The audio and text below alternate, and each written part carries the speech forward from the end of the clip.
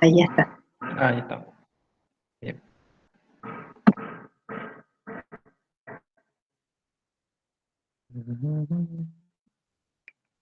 Parece un cartel acá. Ahí está, ahí están viendo la presentación. Sí, muy bien, ahí está bien. Sí, Sí. Fer, se la ve perfecto. Ah. Bueno, buenos días a todos. Buenos días, chicos. Vamos a empezar la clase de hoy, que se trata de síntesis de sistemas de separación. En esta clase vamos a ver destilación multicomponentes, fundamentalmente. O sea, si bien al principio vamos a empezar hablando de diferentes tipos de operaciones que podemos utilizar para la separación, la clase se centra principalmente en destilación multicomponente. En esta clase vamos a ver fundamentalmente cómo diseñar una columna de destilación, y en las clases siguientes, en la clase siguiente vamos a ver cómo diseñar secuencias de columnas de destilación cuando necesitamos más de una columna para poder hacer la separación. Bueno, en esta clase, para contextualizar un poco, es una clase nueva para mí. Yo nunca había dado esta clase, y esta clase normalmente en la materia estaba a cargo de la profesora Rosy Hernández, así que va a haber una gran diferencia entre los chicos que la han cursado en otro momento la materia y los que la cursan ahora. Esperemos estar un poquito a la altura de las clases que daba la ingeniera Hernández, porque ella era una experta en este tema. Así que, bueno, eso que quería comentarles. Bien, entonces, cuando nosotros queremos separar una mezcla multicomponentes, que es lo que normalmente sale del reactor de nuestro diseño, nosotros vamos a requerir más de una unidad de separación, no va a bastar con una sola, ¿sí? Y el número mínimo de unidades de separación que vamos a necesitar depende del número de corrientes que nosotros queramos separar, ¿sí? Entonces, del número de corrientes que queramos separar menos una, ese será el mínimo número de equipos que tendremos que poner, ¿sí? O de unidades de separación. ¿Qué hipótesis vamos a utilizar en general en esta etapa de diseño? Nosotros vamos a querer separar este sistema multicomponentes, pero siempre vamos a definir esto mirándolo más bien desde el punto de vista de la destilación. Vamos a definir dos componentes que le vamos a llamar claves. Estos componentes claves son los componentes que nosotros realmente queremos separar, y el resto de componentes que nosotros tenemos se irán distribuyendo en una u otra corriente, y después tendremos que ver cómo resolvemos el sistema, pero siempre vamos a tener la mirada fija en dos componentes y cuya separación la vamos a querer hacer de la forma más perfecta posible, y esos componentes van a ser los componentes claves. También desde el punto de vista de diseño, lo que nosotros siempre vamos a suponer al principio, al menos del diseño, es que esta separación de los componentes la logramos hacer en un 100% para evitar los balances de materia que tengamos que hacer, pero bueno, luego a medida que vayamos estudiando la operación y entrando más dentro de la operación, vamos a poder ver cuál es la recuperación que se puede conseguir, cuál es la pureza que se puede conseguir, y podremos ir refinando los balances de masa. Hay dos conceptos que vamos a utilizar mucho durante la presentación, que es el concepto de componente clave liviano y componente clave pesado, que cuando hemos hecho simulación de columnas, más o menos intuitivamente los hemos estado utilizando. El componente clave en esto, ya mirándolo desde un punto de vista de investigación, el componente clave liviano va a ser el componente que va a salir por la parte de arriba de la columna y que nosotros queremos separar de manera perfecta. De alguna manera lo podríamos definir como que de todos los componentes que salen por la parte de arriba de una columna es el más pesado de todos. Ese sería nuestro componente clave liviano. Y de la misma manera tenemos un componente clave pesado, que es el componente que nosotros queremos sacar por abajo de la columna, y que de todos los componentes que salen por abajo de la columna sería el más liviano, ¿sí? Entonces eso en principio serían los dos componentes en los cuales nosotros vamos a prestar atención para hacer la separación, y después tendremos que ver cómo resolvemos lo que pasa con el resto de componentes que tenemos en nuestro sistema.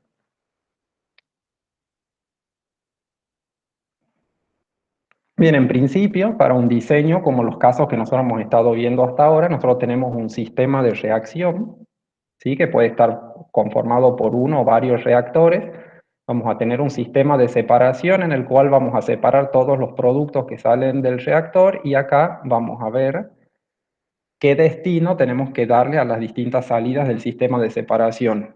Tenemos un producto principal que es la razón de nuestro proceso, pero también tendremos subproductos o tendremos otros componentes que tendremos que recircular, por ejemplo, porque son materia prima. ¿Sí? Entonces, un sistema de separación típico es un sistema de separación que tiene, por ejemplo, dos columnas de destilación, de las cuales de una sacamos la corriente que va a ir al reciclo y en la otra columna purificamos el producto de algún otro subproducto que se pueda haber formado en la reacción. Un heurístico fundamental para el sistema de separación, algo que tenemos que tener siempre en cuenta cuando estamos haciendo diseño de procesos, es que cuando sea posible no hay que separar componentes que tengan el mismo destino. Es decir, no tenemos que poner empeño en el sistema de separación, en separar dos componentes que luego, por ejemplo, los vamos a volver a mezclar para recircularlos al reactor. ¿Sí? O sea, dentro de lo posible, no hay que separar entonces componentes que después se van a juntar o para entrar al reactor o porque se los va a vender juntos sin necesidad de que tengan que estar separados. ¿Sí? Entonces hay que hacer una economía de la separación porque la separación es un proceso muy costoso. Veamos un ejemplo. Este es un ejemplo de un proceso que es el de deshidrogenación de butano. Cuando en las refinerías de petróleo se hace una deshidrogenación de butano, es una reacción que tiene una conversión muy baja. Si ustedes ven esta corriente de salida del reactor, todavía tiene muchísimo butano, como prácticamente el 50% de la composición es butano que no se ha deshidrogenado, pero lo que sí se ha deshidrogenado es lo que forma 1-buteno y trans y cis 2-buteno. ¿Sí? Todos estos butenos son los productos deseados de esta reacción. Y por supuesto tenemos propano y N-pentano como impurezas, ¿sí? Más livianas y más pesadas. Este sistema de separación usualmente lo que trata de hacer es recuperar el propano por un lado, recuperar el N-butano que no ha reaccionado, recuperar todos los butenos como mezclas porque no interesa separarlos y recuperar el N-pentano. ¿Sí? Para que ustedes tengan una idea de este sistema de separación, fíjense las temperaturas de ebullición que tienen. Esta es la temperatura de ebullición normal a una atmósfera. El propano, el 1-buteno, el N-butano. Sí, hasta todos los butenos son gases a temperatura ambiente y el N-pentano es el único que por debajo de los 36 grados podría estar líquido. ¿Sí? Entonces son todos gases que hay que separar entre sí, los puntos de ebullición son bastante cercanos, especialmente entre algunas especies como el N-butano y el trans-2-buteno, entonces la volatilidad relativa se intuye que va a ser bastante cercana a 1, entonces va a ser difícil la separación. En la realidad, el esquema de separación para esta mezcla es el que se ve acá. Tiene un montón de columnas de destilación, un tren de columnas de destilación para hacer la separación. Por ejemplo, tiene unas columnas de alrededor de 100 platos, un par de columnas que son las que separan por la parte de arriba la mezcla de propano y 1-buteno y por la parte de abajo todo el resto de los componentes. Luego se pasa a una columna que se llama la despropanizadora. Esta columna despropanizadora o despropanadora es la que saca el propano por la parte de arriba y saca el 1-buteno por el lado de abajo. Y el resto de las corrientes que habían salido por el fondo es donde se separa el pentano y luego se separan las mezclas de butano y buteno. Esta separación entre el butano y el buteno, que ya habíamos remarcado que era tan difícil, es una destilación extractiva que utiliza furfural como agente extractivo. ¿Sí? Entonces hay una columna adicional, que es esta última, que es la columna de recuperación de furfural, para hacer que el furfural que se ha usado pueda volver al sistema extractivo. Y esto es para que ustedes tengan una idea de la complejidad que puede llegar a tener el sistema de separación, si bien todos son columnas de destilación, El sistema de separación, bueno, es bastante complejo y eso depende de las propiedades de las sustancias que queremos separar. ¿Sí? ¿Hay alguna duda hasta acá, chicos? ¿Están escuchando bien? Se escucha bien, profe. Sí. Bueno. Bien, un concepto fundamental es este título que dice acá que las operaciones de separación consumen mucha energía. Por eso habíamos dicho que al sistema de separación hay que diseñarlo cuidadosamente porque dentro de todos los costos que tenemos en el proceso es uno de los costos más altos, ¿sí? El costo de operación y, bueno, de capital, pero también de operación del sistema de separación. Eso se debe a que, al contrario de lo que ocurre en el mezclado, el proceso de separación necesita un aporte externo, ya sea de trabajo o energía. O sea, todos sabemos que los procesos de mezclado son procesos espontáneos, o sea, que son procesos que se dan naturalmente, o sea, son procesos con aumento de entropía, o si lo quieren ver, por ejemplo, desde el punto de vista de la ley de Fick de difusión, son las sustancias tienden naturalmente a ir desde donde están más concentradas a donde están menos concentradas, por lo tanto el proceso de mezclado es un proceso espontáneo. Entonces el proceso de separación es todo lo contrario, es un proceso al que nosotros tenemos que darle una energía externa o un trabajo para poder realizar la separación. Normalmente en los procesos hay digamos, todos los procesos de separación que tenemos se pueden clasificar en 4 grupos de técnicas. Un grupo es el que utiliza la transferencia de calor, ¿sí? Fundamentalmente la transferencia de calor. Entonces, en este tipo de grupos, que es en el grupo que está la destilación, se dice que hay un agente de separación que es energético. O sea, hay que hacer un aporte de calor para poder realizar la separación. El segundo grupo es un grupo de procesos en los cuales hay que hacer un aporte de un solvente o de un agente másico exterior para poder hacer la separación, ¿sí? Ese es otro grupo de procesos. Hay otros tipos de procesos en los cuales nosotros vamos a introducir una fase sólida para poder hacer la separación. En estos tipos de procesos, la fase sólida normalmente no actúa, entre comillas, como un inerte, no interviene en el proceso, y esto tiene que ver con los procesos de adsorción, ¿sí? Si bien puede ser la absorción física o química, luego se trata de recuperar esta fase sólida, o sea, que no intervenga en el proceso, pero es fundamental para la separación. Y luego, por último, tenemos la utilización de membranas, que la membrana también tiene una participación un poco, entre comillas, como un inerte, y que sirve también en algunos casos para hacer la separación dependiendo de las propiedades que tengan los fluidos.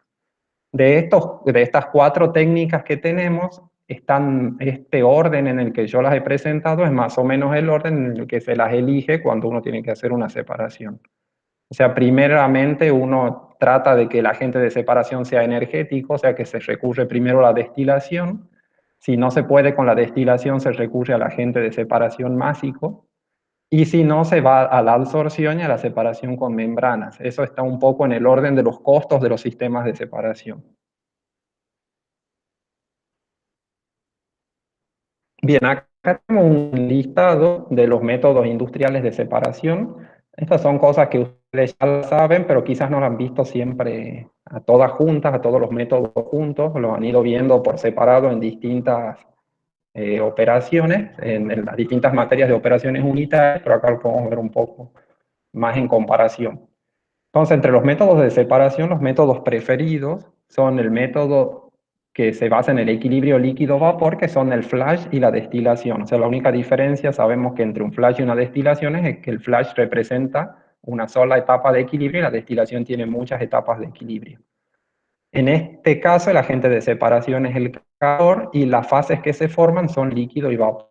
Y el principio de separación en estos casos son las diferencias de volatilidades que hay entre los componentes. En el otro tipo de método de separación son la absorción y la desorción. Eso va a depender mucho de cómo es la alimentación que yo tengo. Si mi alimentación es un vapor, podré utilizar absorción, y si es un líquido, puedo utilizar la desorción. La desorción también se llama agotamiento o stripping y puede ser una columna de desorción, por ejemplo, con un reboiler, como la que ustedes han utilizado para separar en el HDA. ¿Sí? La fase que se agrega es líquido en el caso de la absorción y es un vapor en el caso de la desorción, y lo que nosotros estamos aprovechando ahí es la diferencia de solubilidad o afinidad que tiene la sustancia transferible con las fases que estamos agregando. Luego tenemos la destilación extractiva y la destilación azeotrópica, que la vimos en los ejemplos de simulación. Destilación extractiva y azeotrópica requieren de un agente de separación externo, o sea, un solvente con ciertas propiedades que uno agregue al sistema. Y eso lo que hace es modificar la volatilidad relativa de los componentes originales, aumentándola para poder hacer la separación.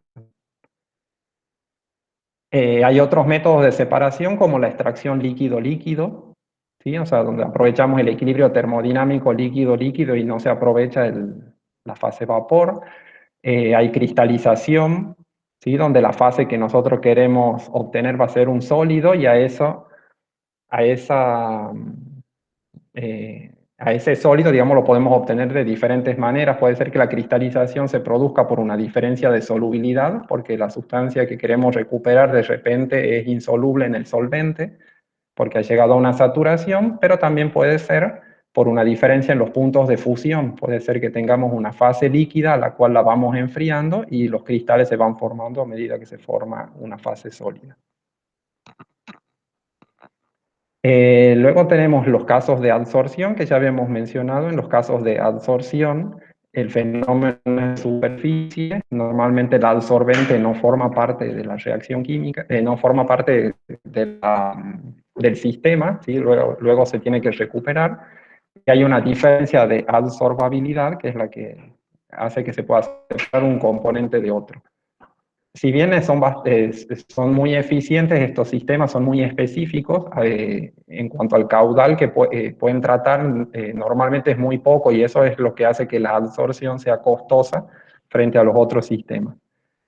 Y por último tenemos los sistemas de membranas, que de acuerdo a una permeabilidad selectiva que tiene la membrana, permiten o no que pase una molécula u otra y permiten hacer la separación. El éxito de los sistemas de membrana depende mucho de que uno tenga la membrana adecuada para el sistema que necesita. No existen membranas de usos múltiples y eso limita un poco la utilización de estos sistemas. Y finalmente están los casos en los que los métodos de separación tienen que ver con sólidos, con separaciones de sólidos que queremos hacer. Por ejemplo, la lixiviación, el secado o la evaporación. ¿Sí? Bien.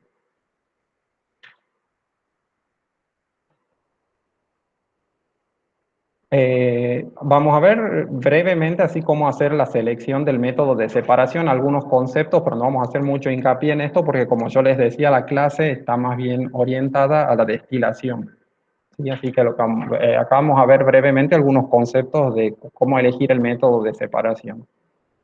Entonces, cuando nosotros queremos sintetizar el sistema de separación de nuestro proceso, nosotros tenemos nuestro proceso, hemos elegido el reactor adecuado, tenemos la corriente que sale del reactor y ahora hay que sintetizar el sistema de separación. Tenemos que seleccionar el método de separación, ¿sí? O sea, ese es un paso, el primer paso es seleccionar el método de separación. Una cosa que nos tenemos que fijar es si nosotros queremos que el agente sea de calor, o sea, un agente energético, o que tener un agente másico para hacer la separación. ¿Cuáles son los equipos de separación? ¿Cuál es el arreglo óptimo o secuencias en las que vamos a poner esos equipos? Si tenemos la opción de poner un flash y columnas, y primero van las columnas y después el flash, o cómo los arreglamos.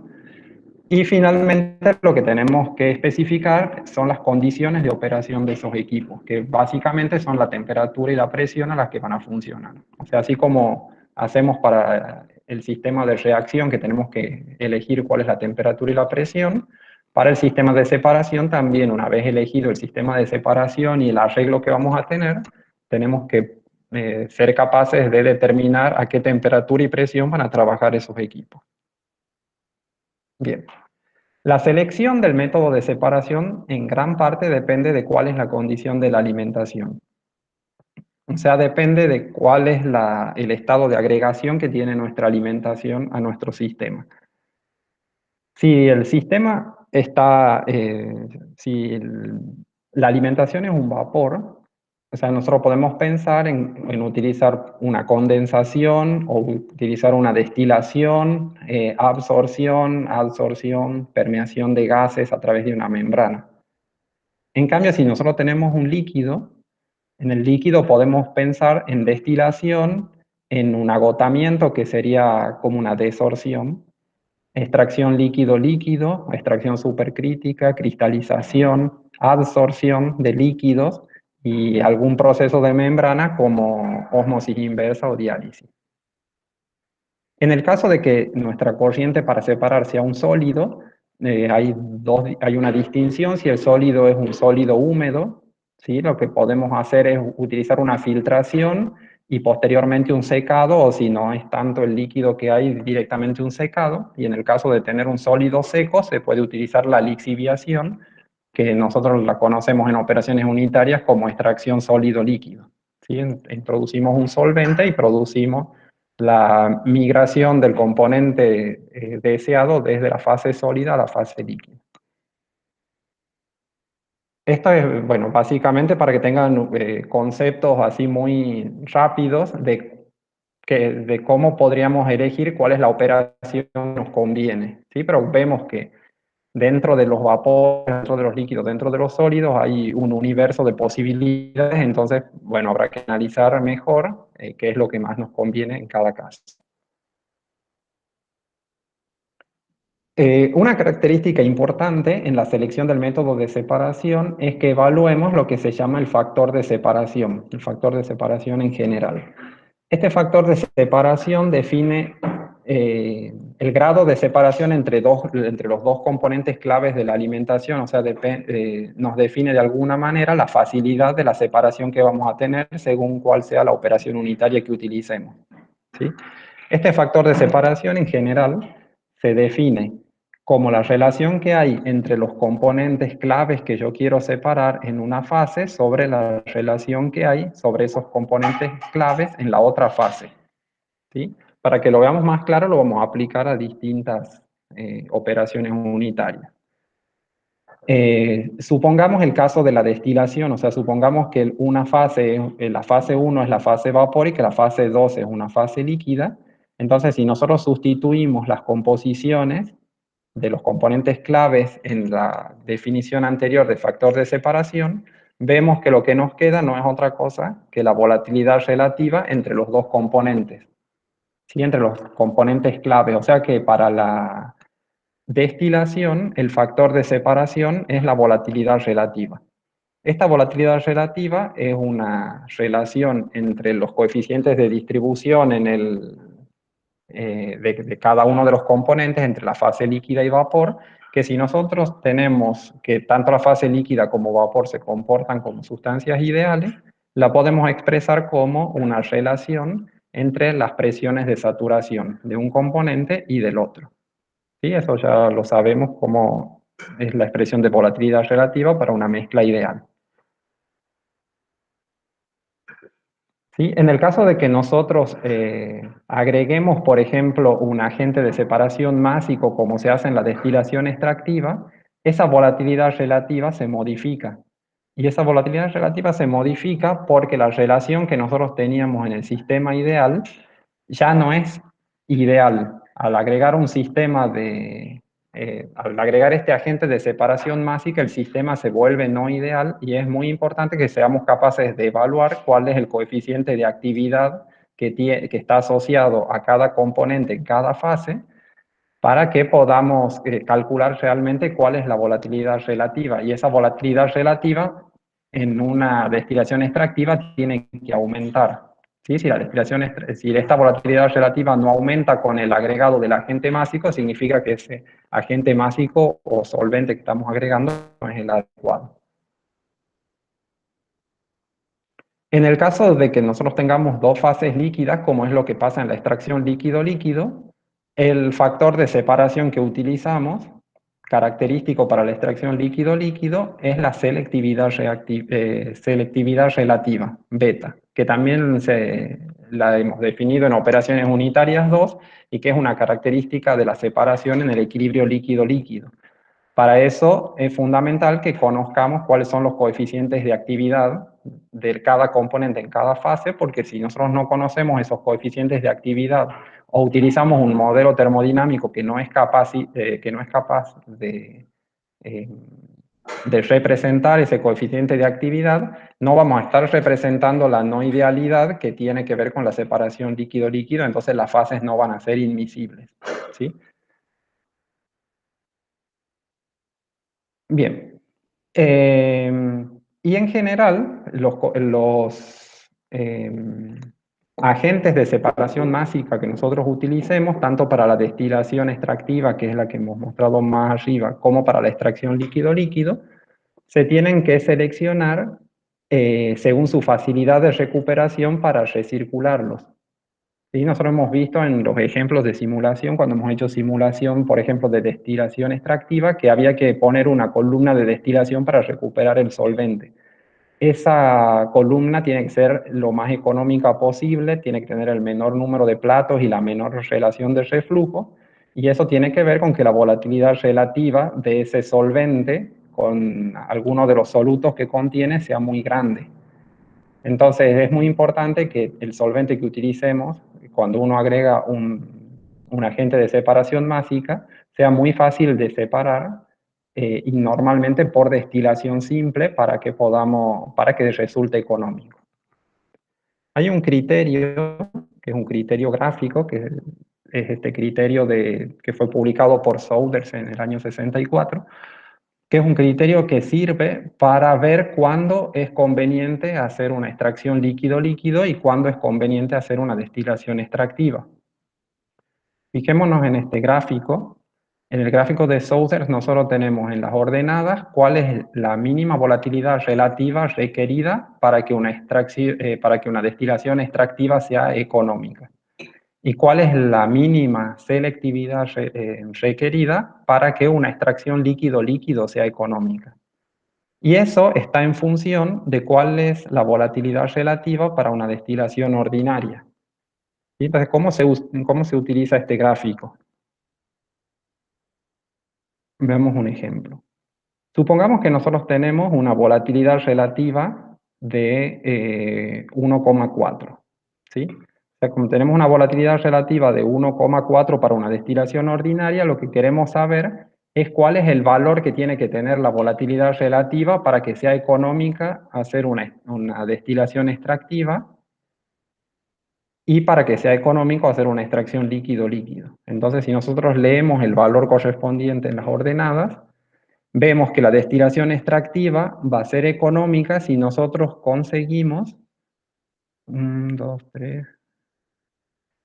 si nosotros conseguimos más o menos que el agente másico que estemos agregando produzca una volatilidad relativa entre los componentes de aproximadamente 2. Si nosotros no llegamos al valor de 2, la destilación extractiva no es conveniente sobre la destilación ordinaria. Y lo mismo pasa para la extracción líquido-líquido. En la extracción líquido-líquido tenemos que esta selectividad relativa tiene que tener un valor de aproximadamente 5 para que sea conveniente hacer extracción líquido-líquido en vez de hacer una destilación ordinaria. ¿Sí? Vemos que a medida que nosotros vamos disminuyendo la volatilidad relativa para la destilación ordinaria, estos valores de alfa y de beta también van disminuyendo, es decir, que para menores valores de volatilidad relativa de la destilación ordinaria, nosotros necesitamos menos requerimientos para poder hacer una destilación extractiva o una extracción líquido-líquido. En cambio, cuando la volatilidad relativa para la destilación ordinaria aumenta, los requerimientos que necesitamos para la extracción líquido-líquido y para destilación extractiva también aumentan, ¿sí? O sea que se hacen inviables económicamente. ¿Sí? No sé si se entiende. ¿Hasta acá se entiende lo que estamos viendo?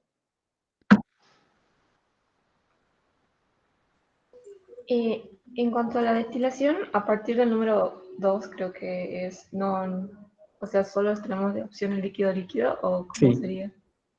sí, o sea, a partir esto significa, digamos, que a partir de una volatilidad relativa de 2, para la destilación ordinaria, prácticamente ya no conviene hacer destilación extractiva bajo ningún punto de vista, digamos, o sea, de la destilación ordinaria ya es suficiente para poder hacer la separación. Eso es lo que quiere decir esta gráfica. Esta gráfica es una gráfica empírica, o sea, está hecha en base a costos de procesos que utilizaban extracción líquido-líquido y destilación extractiva, y se ha hecho una correlación de esos estudios de columnas existentes que funcionaban con estos principios de separación. Sí, no es una gráfica teórica, pero sí se supone que a partir de un alfa de 2, la destilación ordinaria es lo más conveniente, entonces la destilación extractiva ya pierde sentido, por eso esta línea no continúa.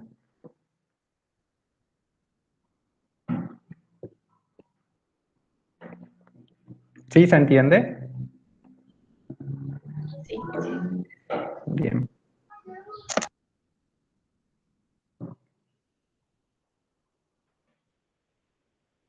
Ustedes me avisan, chicos, cuando no entiendan algo, y así seguimos. Bien, ahora vamos a pasar nos vamos a centrar, o sea, hasta acá, hasta lo que hemos visto en la presentación, hemos estado hablando de distintas operaciones de separación. Hemos hablado muy brevemente, muy superficialmente, porque las operaciones de separación son todo un mundo, especialmente en el tema de diseño, o sea, cuando uno no tiene ninguna operación de separación y quiere comenzar a ver qué es lo que le conviene. Pero como esta presentación está centrada en la destilación, que es la operación más común, entonces a partir de ahora vamos a hablar prácticamente de destilación solamente.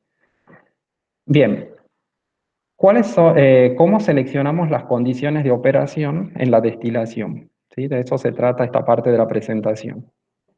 Entonces, cuando nosotros tenemos una columna de destilación, sabemos que la columna de destilación es un aparato complejo que tiene asociados varios equipos. Tenemos la columna en sí con sus diferentes platos, o bien con relleno si es una columna de relleno, y además tiene asociado intercambiadores de calor que hacen de condensador y de hervidor. ¿Sí? Entonces, lo que nosotros necesitamos en esta etapa es ser capaces de ver en qué condiciones tiene que trabajar el condensador. Eso condiciona la operación de la columna y también va a condicionar la operación del hervidor. Sí, está todo conectado. Entonces vamos a ver cómo hacemos para seleccionar estas condiciones de operación en una columna, y este es un algoritmo que ustedes lo van a utilizar siempre para cuando tengan que ver a qué presión o a qué temperatura está trabajando una columna. Bien, para poder seleccionar las condiciones de operación es necesario que uno conozca lo que está por destilar. O sea, nosotros necesitamos conocer la composición que tiene nuestro destilado, nuestra alimentación, perdón, y a partir de balances de masa que nosotros hacemos en la columna con esta composición de la alimentación, ser capaces de determinar cuáles son las composiciones del destilado y del fondo. ¿Sí? O sea, si nosotros no conocemos el balance de masa de la columna, alimentación, destilado y fondo, no podemos seleccionar las condiciones de operación. ¿Sí? Entonces es fundamental que primero conozcamos cuál es el balance de la columna. Para poder resolver ese balance de la columna vamos a tener que fijar seguramente recuperaciones y purezas de lo que queremos obtener para que tengamos todos los datos para cerrar estos balances. Y entonces, supongamos que los balances ya lo hemos hecho, que a partir de la corriente de alimentación ya conocemos cuál es la composición que vamos a tener en destilado y fondo.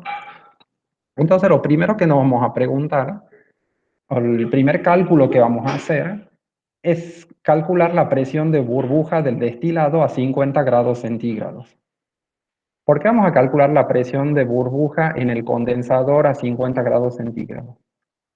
Porque lo que nosotros queremos hacer como primera opción es que nuestra columna se pueda refrigerar en el condensador con agua de proceso.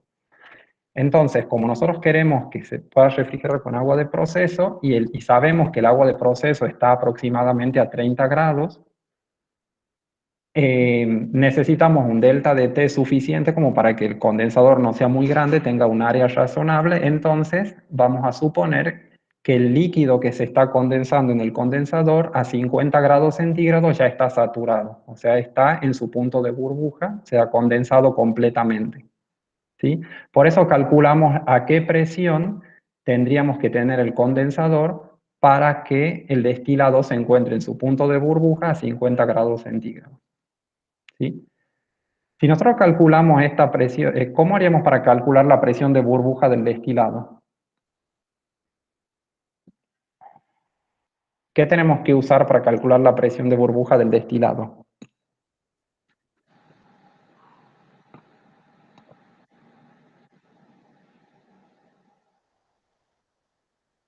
Esas ecuaciones espantosas de termodinámica. A ver, ¿quién me ¿Qué es dice? eso? Y teniendo la temperatura y la composición, no se podría calcular la presión. Ajá. ¿Y usando qué cosa? ¿Qué cosa? ¿Qué tendríamos que plantear para calcularlo?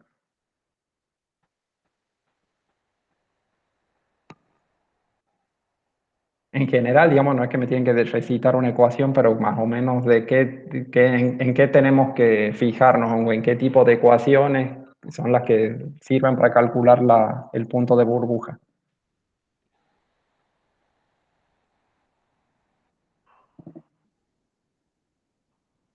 ¿Se acuerdan ayer en un momento cuando la ingeniera Teresa mostró el diseño del flash, les mostró la ecuación del flash, que nosotros decimos normalmente ecuación del flash, que es la ecuación de Rashford-Rice? Entonces, si nosotros tenemos esa ecuación, que lo que tiene adentro la ecuación esa son las condiciones de equilibrio y los balances de masa del flash, si nosotros en esa ecuación hacemos que el B sobre F sea igual a 0 porque estamos en el punto de burbuja, esa ecuación se reduce a que la suma de los KI por los Z sub I sea igual a 1.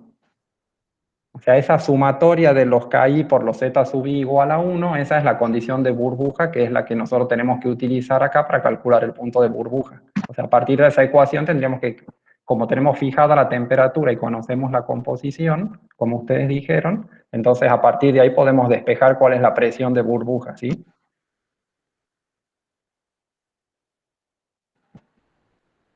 Bien, suponiendo que eso está claro, entonces si nosotros calculamos la presión de burbuja, supongamos que la presión nos da un valor que sea inferior a 15 atmósferas. Si el valor es inferior a 15 atmósferas, lo que vamos a hacer es utilizar un condensador total. O sea, decidimos que nuestra columna va a tener un condensador total. ¿Sí? Sí, además de que es menor de 15 atmósferas, nosotros tenemos que la presión que nos da es menor a 2 atmósferas, o sea, bastante chica. Entonces lo que vamos a hacer, por ejemplo, es seleccionar que nuestra columna trabaja a 2 atmósferas. Y muchas veces nosotros en los cálculos a esta última condición la modificamos un poquito y decimos que si la presión del condensador es menor a 1 atmósfera, directamente trabajamos con una presión de condensador de 1 atmósfera. Lo que pasa es que en la industria normalmente las columnas están un poquito presurizadas, entonces su presión por más que decimos que la columna está a presión atmosférica, en realidad está trabajando alrededor de 2 atmósferas, ¿sí? Entonces, si nosotros volvamos al principio, conociendo las composiciones del destilado y fondo, lo primero que hacemos es calcular la presión de burbuja para que el destilado esté a 50 grados. Si ese valor nos da menor a 15 atmósferas, utilizamos un condensador total. Si ese valor está en 2 atmósferas o es menor a 2 atmósferas o menor a 1 atmósfera, elegimos esa presión como la presión a la cual va a trabajar la columna, ¿sí?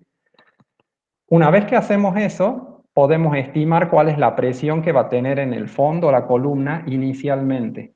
¿Por qué decimos inicialmente? Porque nosotros en principio, como estamos diseñando la columna, no sabemos cuántos platos tiene la columna, entonces no sabemos cuál es la caída de presión real de la columna. Entonces lo que se hace es suponer o estimar que la presión del fondo, que tiene que ser mayor que la del condensador, va a ser la presión del condensador más 5 psi. ¿Sí? Más o menos la caída de presión que tiene un plato de la columna está entre 0,1 y 0,5 psi, depende del diseño del plato, depende si el plato es perforado o es de válvulas o es de calota. Entonces está entre 0,1 y 0,5 psi, o sea que nosotros acá más o menos estaríamos diciendo que es una columna que tiene unos 10 platos, ¿sí? Es para estimar una presión inicial en el fondo. Bien, este camino que hemos hecho es cuando la presión del condensador nos da menos de 15 atmósferas. Si la presión en el condensador nos da mayor de 15 atmósferas, entonces lo que vamos a hacer es calcular la presión del rocío que tiene la mezcla que está en el destilado, la mezcla que está en el condensador, ¿sí? A 50 grados. ¿Por qué calculamos la presión del rocío? Porque vamos a calcular a qué presión tendríamos que estar para que no sea todo gaseoso, ¿sí? Para que tengamos algo de líquido. Si esa presión en el condensador, la presión del rocío, nos da menor de 25, ¿sí? O sea que a 50 grados nuestra mezcla es mayor de 15, pero menor de 25, podemos utilizar un condensador parcial. O sea, decidimos que va a haber un condensador parcial, vamos a condensar parcialmente el destilado, parte va a seguir como vapor, y vamos a estimar la presión del fondo tal como lo habíamos hecho antes, ¿sí?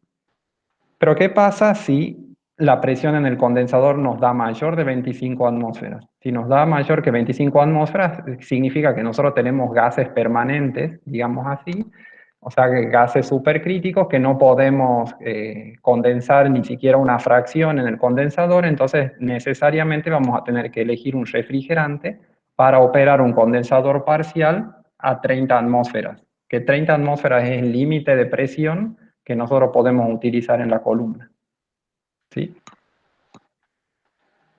Y una vez que fijamos cuál es el refrigerante y que fijamos esa presión tan alta, vamos acá a estimar la presión del fondo de la columna con la misma ecuación esta, que la presión del fondo va a ser la presión que hayamos seleccionado para el condensador más 5 psi. Finalmente, tenemos que calcular la temperatura de burbuja del fondo de la columna. O sea, como acá hemos estimado la presión que tiene en el fondo y sabiendo la composición que nosotros tenemos en el fondo, podemos calcular la temperatura de burbuja del fondo. ¿Por qué hay que Fernando, calcular esta temperatura? Sí. disculpa la interrupción, dice, no Sí, entiendo sí, lo de sí. las 2 atmósferas. Ajá, sí, lo de aquí. Bien, bien. Acá les explico. Cuando ustedes tienen una presión menor de 15 atmósferas, ¿sí? En el condensador, supongamos que la presión del condensador, ustedes hacen este cálculo de presión de burbuja, les dé 10 atmósferas, ¿sí? Entonces, si les da 10 atmósferas, ustedes fijan que la presión del condensador va a ser 10 atmósferas. Entonces, con eso garantizan que con las 10 atmósferas el destilado va a estar en su punto de burbuja a 50 grados, o sea que lo pueden refrigerar con agua. Supongamos que en vez de darle 10 atmósferas, les da 1,5 atmósferas. Si les da 1,5 atmósferas, normalmente lo que se hace en la industria es fijar la presión del condensador en 2 atmósferas.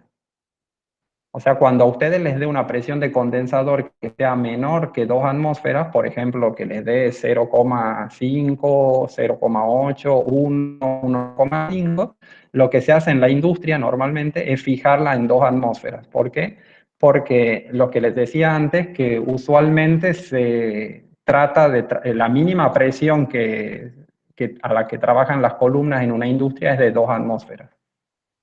Sí, es una presurización un poco más alta que la de una atmósfera. También podrían poner como una atmósfera como lo que nosotros hacemos usualmente en los prácticos. O sea, no hay una diferencia, pero en rigor las industrias trabajan con las columnas un poquito, a una presión un poquito más alta que una atmósfera por razones de pérdidas que tienen y de circulación de los fluidos dentro de la columna. Entonces, se toma como que el 12 es el límite inferior de la presión en la columna. Si ustedes lo toman como una atmósfera, no es un error, eso también está bien así desde el punto de vista de diseño. Sí, pero a eso es a lo que me refería. O sea, mientras ustedes tengan presiones de condensador menor que 15 atmósferas, van tomando el valor que les va indicando el cálculo de presión de burbuja. Pero si ustedes están por debajo de las 2 atmósferas, normalmente se lo fija en 2. ¿Sí? No se baja más la presión. ¿Sí? No sé si ha quedado claro.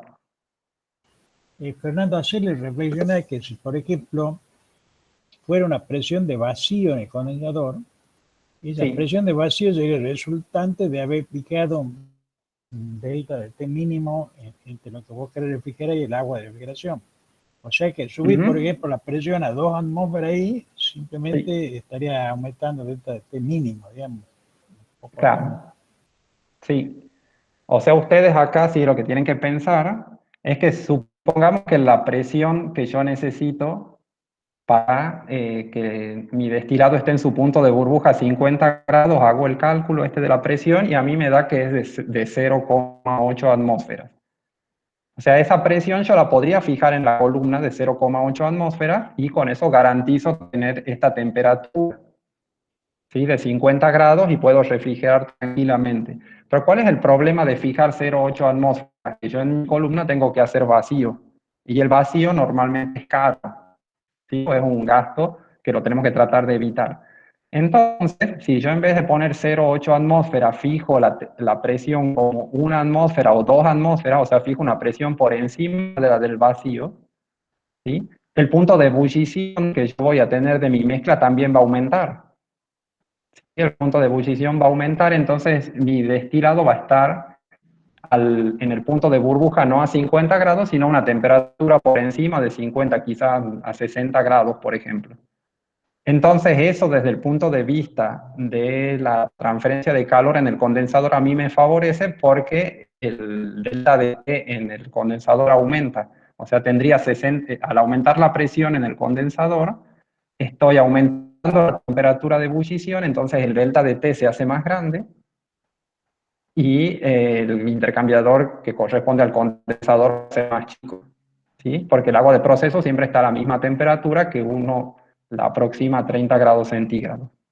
¿Sí? ¿Se entiende? Por eso acá cuando la presión del condensador es menor de 2 atmósferas o incluso una presión de vacío, lo que se hace es fijarla en 1 atmósfera o en 2 atmósferas para aumentar esta temperatura, con eso aumenta el delta de T del condensador y entonces el condensador es más chico, es más económico y me evito trabajar, por ejemplo, en presiones de vacío. ¿Sí se entiende esto? ¿Se entiende ese razonamiento?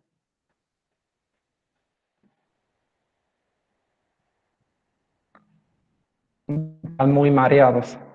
Dice que sí. ¿Sí? No sé si sí entiende o si mareado. Bueno.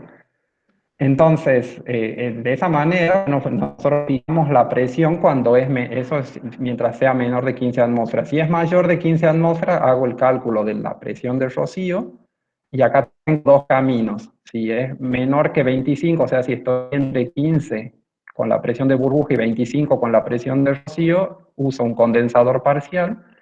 Pero si la presión de rocío es mayor a 25 atmósferas, entonces tengo que elegir un refrigerante, ¿sí?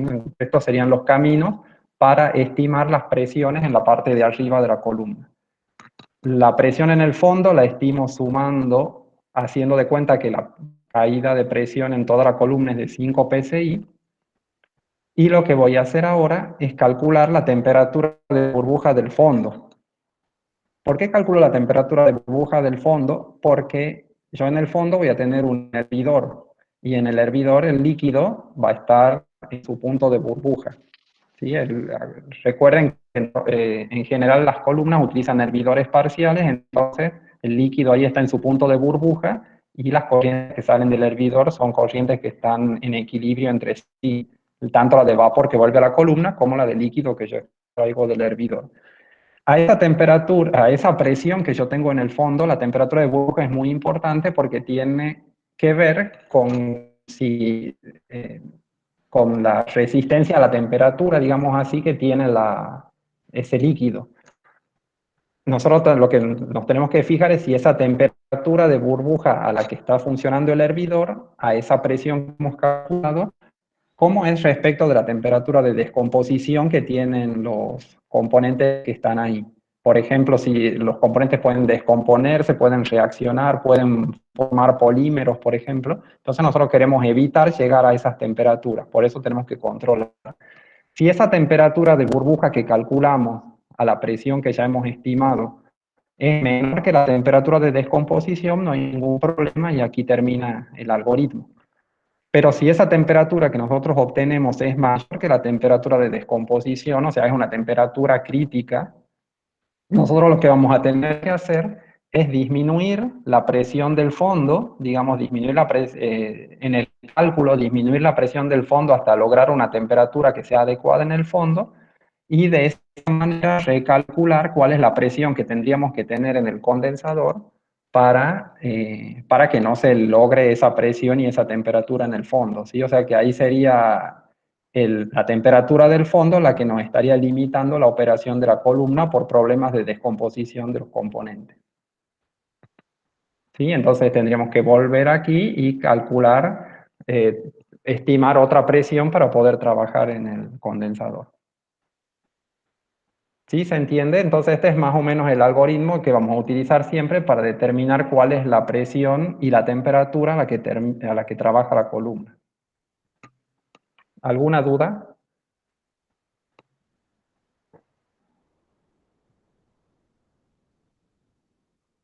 Profe, una pregunta. Acá dice Sí. temperatura crítica y de descomposición. O sea, temperatura crítica de descomposición, la temperatura crítica de ese componente. ¿A qué se refiere? No, se refiere a la temperatura crítica de la descomposición o una temperatura crítica por otras razones, pero no se refiere a la temperatura crítica termodinámica. Ah, bien, es que eso no me queda bien. Listo. Sí, no es la temperatura crítica, sino una temperatura crítica así de descomposición o de polimerización o de explosión o de algún riesgo que puedan tener los componentes. Listo, gracias, profe.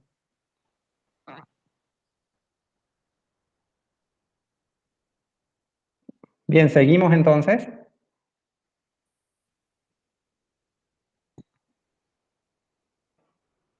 Bueno, lo que vamos a ver ahora es un repaso así muy rápido de destilación binaria, porque los conceptos estos que vamos a ver muy rápido de la destilación binaria son los que después se amplían en la destilación multicomponente. ¿Sí? Bien, nosotros cuando tenemos una destilación binaria, recuerden que nosotros teníamos una alimentación en la columna tiene dos zonas, en general una zona de enriquecimiento y una zona de agotamiento, y por la zona de enriquecimiento, por la parte de arriba, hay un condensador total y de ahí obtenemos el destilado, ¿sí? El destilado con su composición.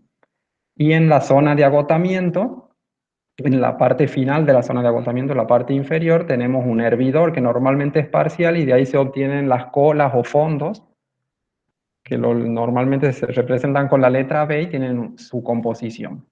¿Sí? Nosotros hemos trabajado normalmente en operaciones 2 con la hipótesis de McCabe-Thiele. Estas hipótesis decían que los componentes tienen calores de vaporización bastante similares entre sí, los calores molares de vaporización, que la columna es adiabática y que los calores de mezcla eran despreciables. ¿Por qué nosotros teníamos estas hipótesis? Porque lo que nosotros queríamos asegurar con todas estas hipótesis térmicas era que la transferencia de masa sea equimolecular. Esa transferencia de masa equimolecular significa que la línea de operación en el diagrama de fracciones molares es una recta.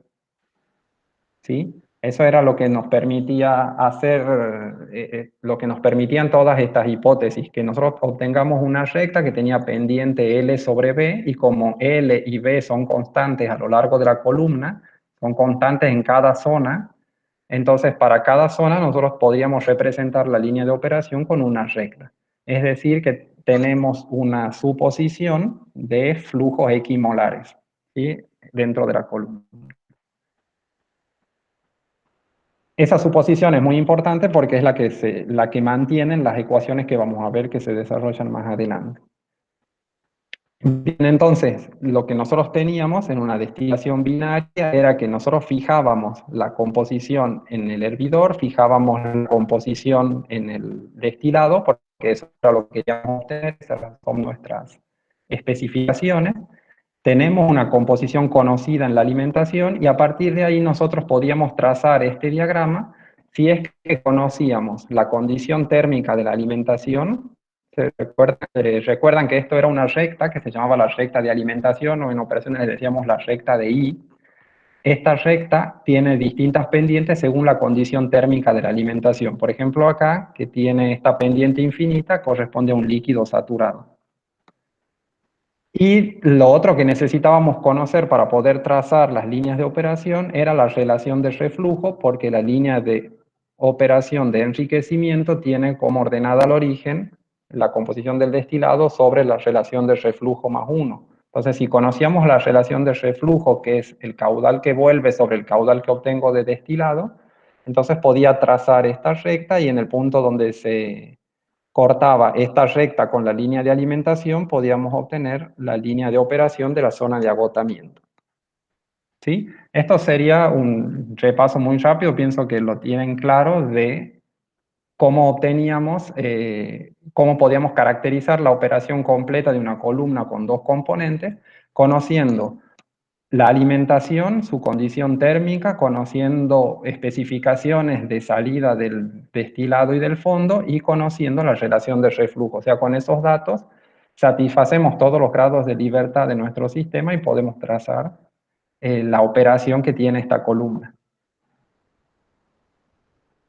Sí, supongo que no hay dudas de esto. O sea, lo que nosotros sabíamos acá es que la relación de reflujo esta varía entre condiciones límites y cuando la relación de reflujo aumenta, esta ordenada al origen disminuye, entonces estas líneas se aplastan y se acercan a la primera bisectriz, y cuando la relación de reflujo disminuye, esta ordenada al origen aumenta, entonces esta línea se levanta, pero tenía un límite termodinámico. Esto no se puede levantar infinitamente, sino que se levanta hasta que toca la línea de equilibrio. Y en ese punto en que tocaba la línea de equilibrio, obteníamos el reflujo mínimo. ¿Sí? O sea que ese era el concepto de cuáles eran los límites de operación que teníamos en una columna, siempre y cuando nosotros queramos mantener estas especificaciones de destilado y cola, o sea, sin modificar esas composiciones, tenemos dos límites de operación, un reflujo mínimo, que sería cuando toca la línea de equilibrio, y un reflujo infinito cuando se acerca a la primera bisectriz. Bien. Entonces, ¿cuáles son las condiciones límites de operación de la columna de destilación, que son las que yo había mencionado? Una es la del reflujo total. Y si vemos la del reflujo total, ¿qué es lo que estamos haciendo operativamente? En el reflujo total lo que estamos haciendo es volviendo todo el vapor que se condensa en el condensador, volviéndolo como líquido a la columna, por lo tanto no hay productos de salida. Y como no hay productos de salida, significa también que a la alimentación la hemos anulado, porque por el balance de masa no entra nada y no sale nada, y todos los flujos de líquido y vapor están circulando dentro de la columna. Esa condición límite de la columna, que es una condición que se conoce como reflujo total, corresponde a que nosotros tengamos las líneas de operación sobre la primera bisectriz. Y como están sobre la primera bisectriz, significa que a lo largo de toda la columna la composición del líquido y del vapor es la misma. ¿Sí? ¿Cuál era la otra condición límite que teníamos? La otra condición límite es la condición del reflujo mínimo. La condición de reflujo mínimo, ¿cuándo se da? Lo que decíamos antes, cuando la relación de reflujo disminuye, la línea de enriquecimiento tiende a levantarse, y va a llegar un momento en que la línea esta va a tocar en el punto de alimentación a la curva de equilibrio, y ese es lo máximo que puede levantarse la línea esta de enriquecimiento o rectificación, y entonces estamos en la condición de reflujo mínimo, y esa condición de reflujo mínimo significa que nuestra columna tiene un número infinito de etapas para mantener las condiciones de destilado y de alimentación que nosotros queríamos. ¿Sí? ¿Existe otra forma de encontrar el reflujo mínimo? ¿Se acuerdan ustedes? ¿Existe otro caso de obtener reflujo mínimo? O esta es la única forma de encontrarlo haciendo chocar la línea la línea de rectificación con la línea de alimentación y de equilibrio.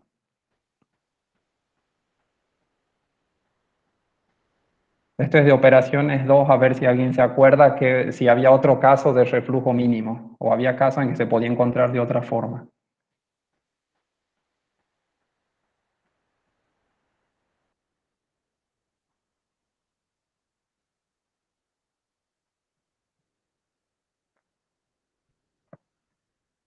¿Nadie opina nada? Por ejemplo, ¿cómo es el reflujo mínimo en este gráfico que yo tengo acá? ¿Cómo tendría que hacer para encontrar el reflujo mínimo?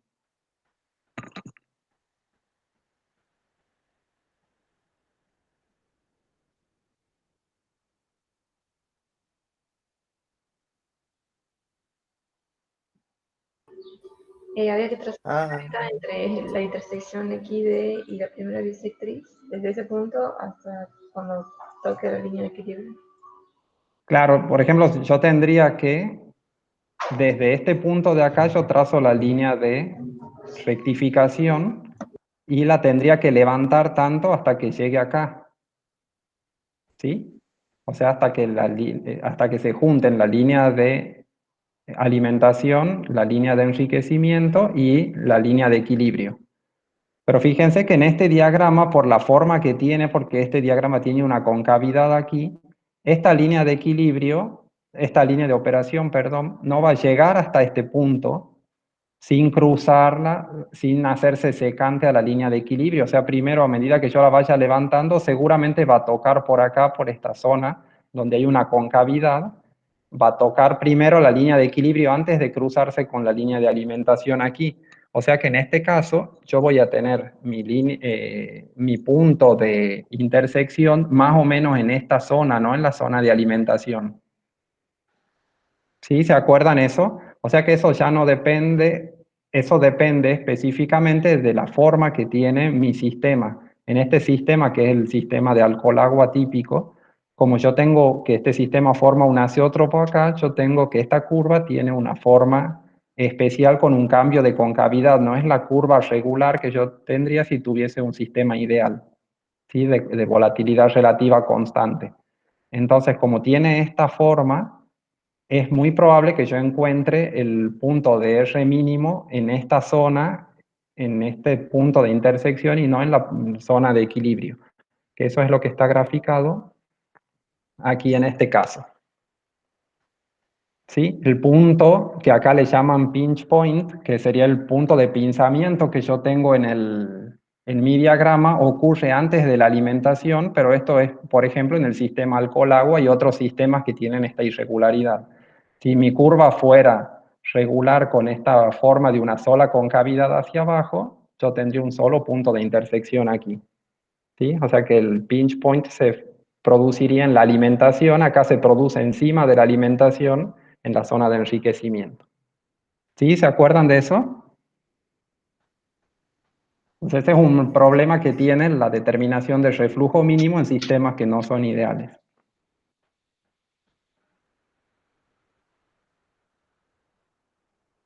¿Alguna pregunta, chicos, hasta acá? Esto era un repaso solamente porque sirve para entrar en contexto de lo que viene después.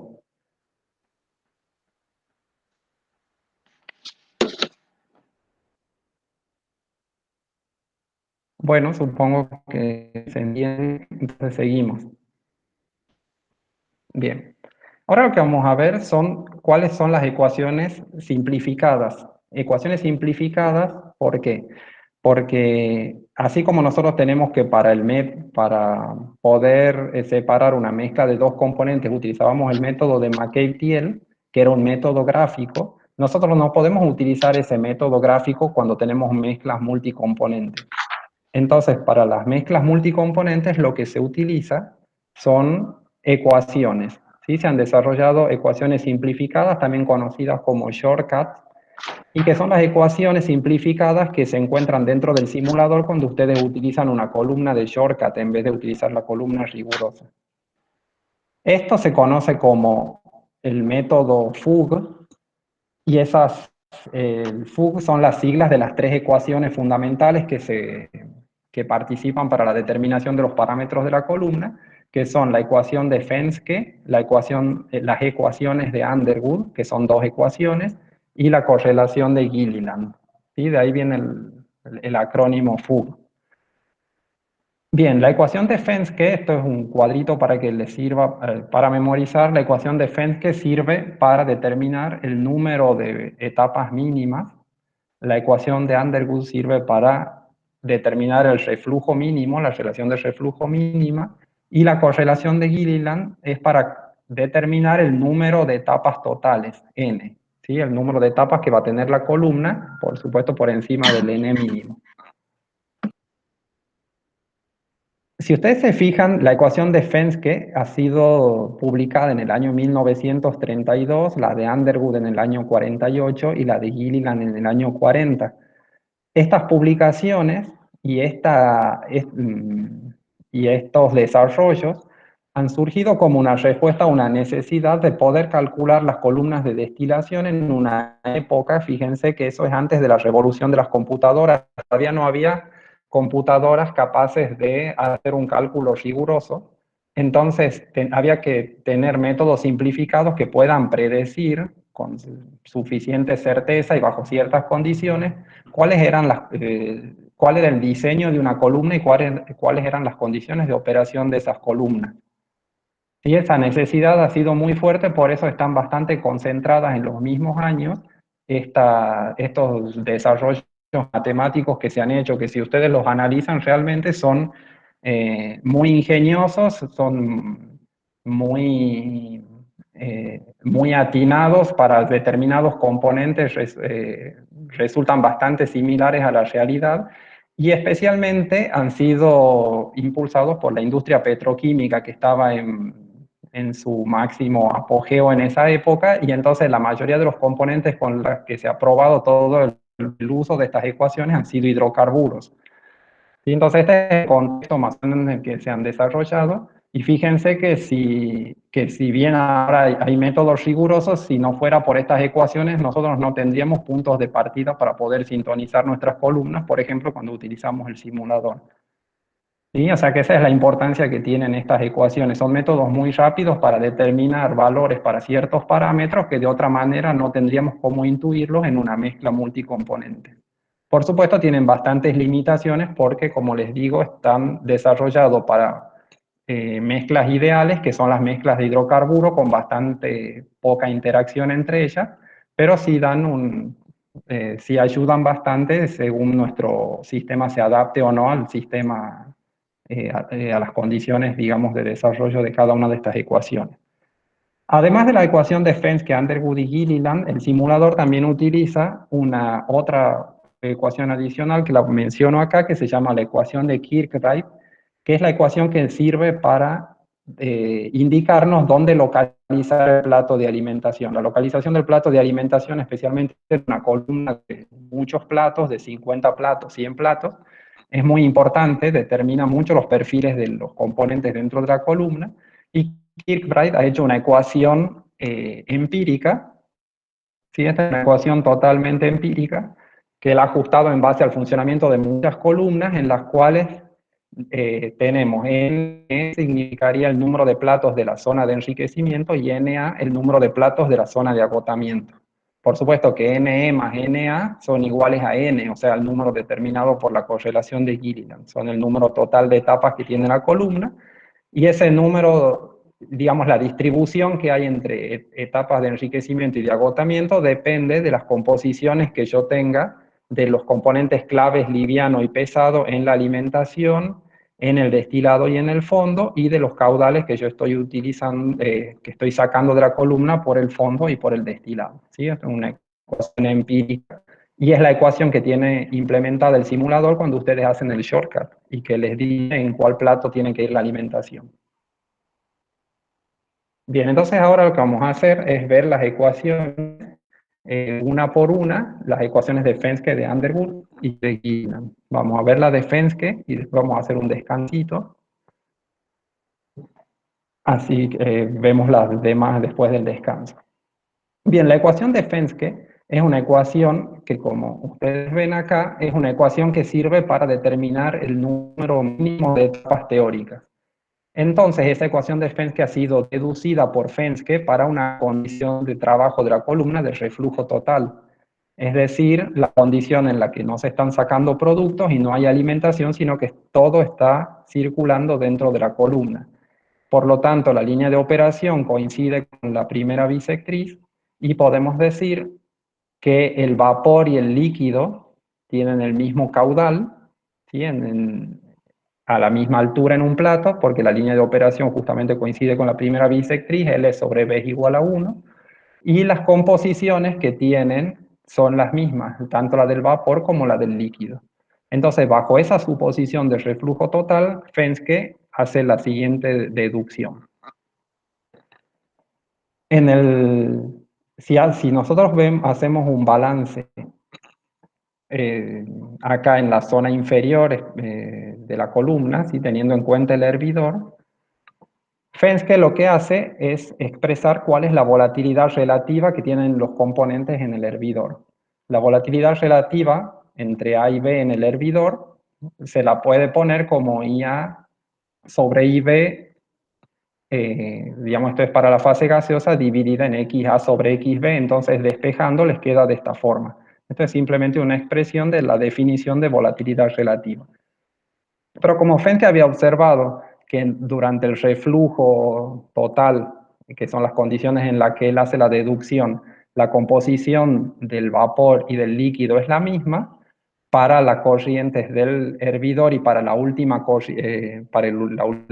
etapa N, que sería la etapa que es la que sigue al hervidor. Entonces él sustituye en esta definición de volatilidad relativa IA sobre IB en el hervidor por XA sobre XB en la etapa N. ¿Sí? Entonces encuentra una relación entre la etapa composiciones del líquido en la etapa N y composiciones de líquido en el hervidor. Si nos movemos una etapa más hacia arriba, o sea, nos movemos hacia la etapa N y volvemos a plantear la definición de volatilidad relativa, pero ahora en esa etapa, como es reflujo total, otra vez planteamos una igualdad entre las composiciones de vapor y líquido, podemos ver que podemos hacer una sustitución de esta etapa N y vemos que podemos sustituir IA e IB en la etapa N por XA y XB en la N-1. ¿Sí? Entonces, si ustedes se fijan, es como una deducción recursiva a medida que vamos avanzando en las etapas.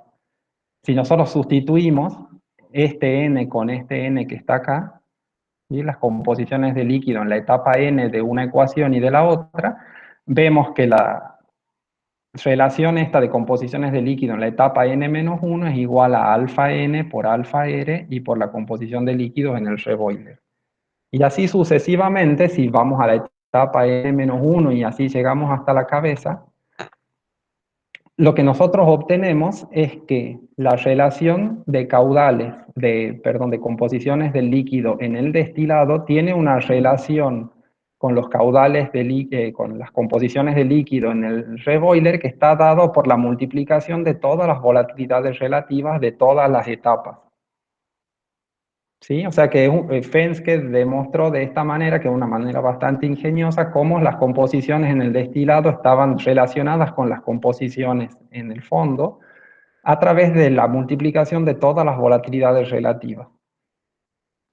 Si nosotros tomamos el promedio geométrico de la volatilidad, es decir, que multiplicamos las volatilidades relativas en todos los platos y le sacamos la raíz n con n mínimo, porque tenemos el número de etapas mínimas en estas condiciones de reflujo mínimo, nos queda esta expresión, ¿sí? Y esta expresión se conoce como ecuación de Fenske. Esta expresión que yo tengo arriba es la misma que tengo abajo, nada más que en la de abajo está despejado el número de etapas mínimas. El número de etapas mínimas es el logaritmo de la relación de composiciones entre el destilado y el reboiler dividido en el logaritmo de la volatilidad relativa. Y esta volatilidad relativa es un promedio geométrico. ¿sí? De las volatilidades que yo tengo en la columna entre el destilado y el fondo. Esta es una expresión general de la ecuación de Fenske. La expresión de Fenske esta se puede también poner en términos, en vez de las composiciones, si yo multiplico arriba y abajo por el caudal de destilado y arriba y abajo por el caudal de fondo, lo puedo poner en términos de caudales. O sea, no en términos de composiciones, sino en términos de caudales de cada uno de los componentes. Donde los componentes I y J son los componentes clave, ¿sí? O dos componentes genéricos de un sistema multicomponente. La ecuación de Fenske también nos permite, si nosotros despejamos de esta ecuación anterior, despejamos, por ejemplo, el caudal de destilado o el caudal de líquido y hacemos la correspondiente sustituciones matemáticas, podemos expresar la ecuación de Fenske en términos de los caudales del destilado o de los caudales de fondo de cada uno de los componentes. ¿Sí? Recordemos que siempre se tiene que cumplir el balance de masa de que el caudal de un componente que entra a la columna se distribuye entre el caudal que va al destilado y el caudal que va al fondo. ¿Sí? Entonces la ecuación de Fenske también nos permite encontrar los caudales de los componentes en condiciones, por supuesto, de reflujo total. Y también la ecuación de Fenske se puede expresar en términos de la recuperación de un componente. O sea, no solo en formas de caudales o en formas de composiciones, también hay expresiones de esta misma ecuación en función de la recuperación de un componente. Y si definimos, por ejemplo, la recuperación del componente A en el destilado como los moles que hay en el destilado sobre los moles que han entrado en la alimentación, vamos a tener que la recuperación de ese mismo componente en el fondo es 1 menos la recuperación en el destilado por el caudal o por la cantidad de moles que han entrado en la alimentación. Entonces, teniendo en cuenta eso, la ecuación de Fenske que teníamos antes se puede expresar de esta manera, donde hemos sustituido los caudales que teníamos antes de destilado y fondo por las recuperaciones. ¿Sí? Si ustedes sustituyen estos valores por estas definiciones de recuperación, van a poder llegar a esta expresión de Fenske en términos de recuperaciones. ¿Sí?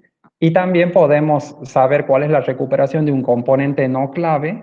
Si nosotros lo conociéramos al número mínimo de etapas, podemos saber cuál es la recuperación de los componentes no claves que vamos a tener en nuestra destilación.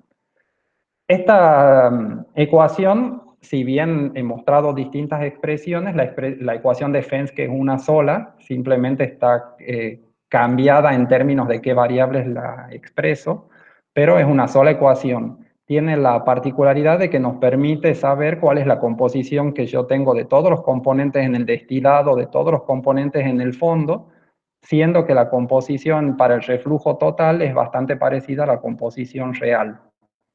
¿Sí? O sea que es una estimación bastante buena de cómo se distribuyen los componentes entre la cabeza y el fondo de la columna, aunque esté deducida para el reflujo total.